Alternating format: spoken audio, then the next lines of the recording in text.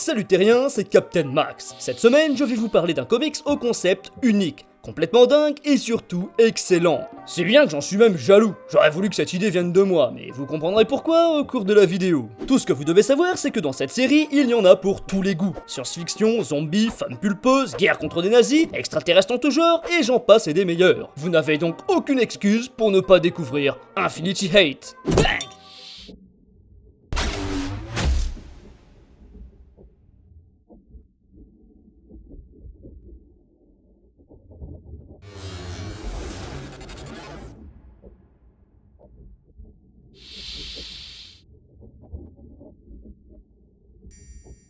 C'est autour de 2016 que les scénaristes et dessinateurs français Olivier Vatine et Lewis Trondheim s'unissent autour d'un projet de bande dessinée complètement dingue. L'un veut créer une histoire à l'ambiance science-fiction des années 60 et l'autre a surtout envie de placer des nazis dans l'espace. Résultat, ils se lancent tous les deux dans cette œuvre atypique répartie sur 8 comics, accompagnés de 12 artistes dont des noms qui parleront à tout le monde, comme Zep, mais si vous savez, le papa de Titeuf. Mais vous vous demandez sûrement ce que peut bien être ce concept apparemment extraordinaire qui nécessite un travail de 14 personnes. Mais je vais être obligé de passer à la partie scénario avant de revenir sur cette idée, car l'un ne va pas sans l'autre.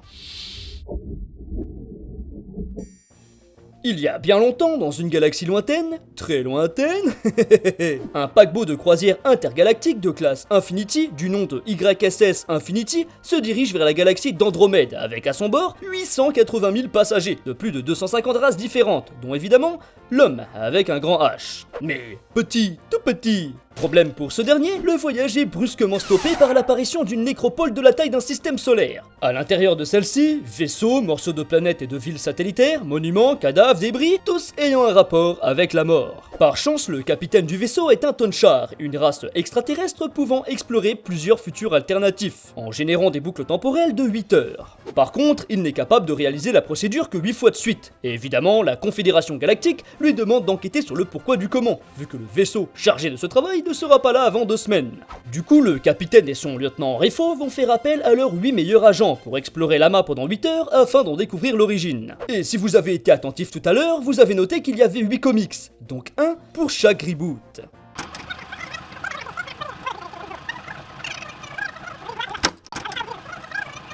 Eh bien, chacun de ces 8 bouquins est écrit et dessiné par des personnes différentes, avec à chaque fois Lewis Trondheim en charge de la coécriture pour assurer la continuité scénaristique. Mais c'est aussi lui qui se charge de conclure l'aventure lors du 8e et dernier tome. Les 8 volumes sont donc assez distincts, à la fois du point de vue de l'écriture et du dessin. Et forcément, certains visuels et certaines histoires plairont et toucheront certains plus que d'autres. Pour ma part, par exemple, les visuels de Lorenzo Felici, Dominique Bertaille et d'Olivier Valtine sont mes préférés, alors qu'à l'inverse, j'ai un peu de mal avec ceux d'Olivier Balèze. Côté récit, j'ai été très touché par le 7e tome, et surtout bouche bée en découvrant la double page quasiment faite que de noir, que l'on découvre d'ailleurs en couverture de celui-ci. Alors oui, quand on ne connaît ni l'histoire ni les révélations faites par ce 7e livre, cette illustration n'offre pas grand chose d'autre que la curiosité, mais une fois les informations en tête, c'est tout autre chose. Un grand bravo, et surtout un énorme merci pour cette double page qui restera gravée dans ma mémoire, tant sa représentation m'a marqué. Bon, avant de terminer sur Infinity 8, je vais quand même vous résumer et décrire chaque tome rapidement, afin que chacun puisse savoir dans quoi il va mettre les pieds avant de l'acheter.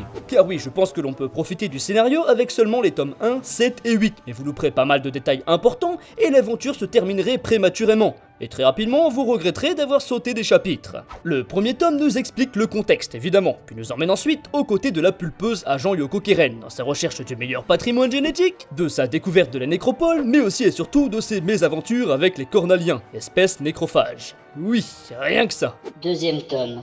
On suit alors l'agent Moonkicker, chargé d'assurer la sécurité d'une conférence de nazis, ignorant apparemment l'horreur de ce parti. Mais très vite, elle va à son tour devoir partir en mission pour découvrir ce qui se trame à l'extérieur du vaisseau. Et c'est là qu'elle se retrouvera face à la tête décapitée d'Hitler, qui reviendra à la vie. Le troisième scénario met en scène le Marshal O'Mara, une Pax Tomaliste changeant constamment d'apparence à la recherche du créateur. On retrouve l'agent infiltré Patty Zomer dans la 4e histoire, femme forte et bien décidée à stopper les manigances d'un gourou et de sa secte. C'est le major Anne Ninurta que l'on accompagnera tout au long du 5e livre. Maman poule d'une petite fille, elle se retrouvera face à une horde de zombies au fin fond de la galaxie. Véritable buddy movie, ou plutôt buddy comics du lot, le 6ème tome nous permet de suivre un binôme improbable et très sympa. Mais c'est son histoire me rappelant un peu le film Les Gardiens de la Galaxie volume 2 qui me restera le plus en mémoire. Le 7ème comics est tout bonnement celui que je préfère, comme dit précédemment. On rencontre un nouveau personnage qui cette fois n'a pas l'apparence humaine. Douglas est totalement paumé et les événements le dépassent complètement.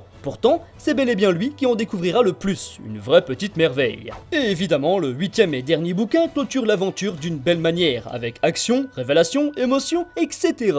Du coup, vous l'avez sûrement compris dans cette vidéo, mais je suis vraiment fan d'Infinity 8 et je le recommande grandement à tout type de lecteur, un tant soit peu mature, je pense, à partir de l'adolescence, et à toute personne à la recherche de nouveautés, de concepts innovants et de belles histoires à la fois différentes et qui s'emboîtent parfaitement les unes dans les autres. Et bien voilà, j'espère que cette petite vidéo vous aura plu, n'hésitez pas à me le faire savoir avec des likes et des commentaires, et n'oubliez pas non plus de vous abonner si ce n'est pas encore fait. Merci encore et à très bientôt, t'es rien.